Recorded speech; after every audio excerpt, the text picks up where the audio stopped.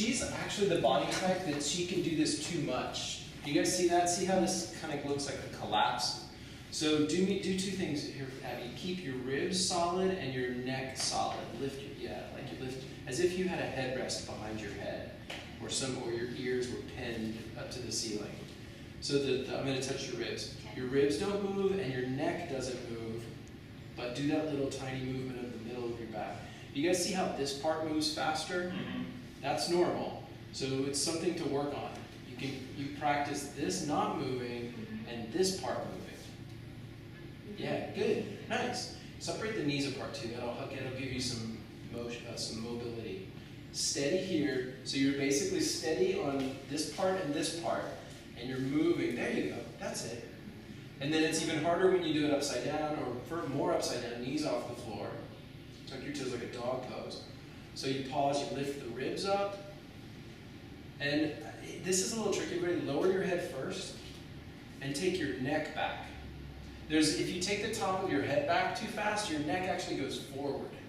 So one of the things you have to kind of trick yourself. Lower the head first, and then take the base of your ears toward the back of your body. So think top of the head down, but throat back toward the back of your neck. There you go. More. You can lift the top of the head a little bit. There you go. Now, don't move the ribs, don't move the neck, move the heart. Oh yeah, good. Now walk forward. There you go. And that's enough actually. Come down and rest. That was a long time. Does that make sense, everybody? And this is a really great place philosophically too with this particular theme, because there's no doubt, at least there's no doubt in my mind, that this posture is emblematic or endemic of holding on and protecting. This is, like, I'm not saying anything radical or anything revelatory. This is our protection posture. So it would make a lot of sense, at least it makes a lot of sense to me, to think about this as a surrendered posture, as an openness and a detachment practice. You could even go so far to take this to another level of like, well, is it healthy though to surrender yourself to a collapsed, inappropriately vulnerable state? I'm not a psychologist, so I don't really know the answer to that, but on a physical level, if there is a physical parallel, I think the answer would be clear.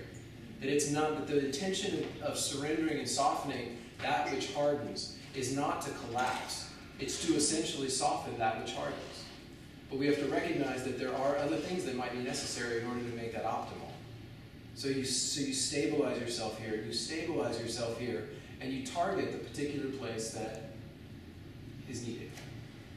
Does that make sense, everybody, on a spiritual level too? Practicing, you're using your body to soften, to let go on a place that tends to grip.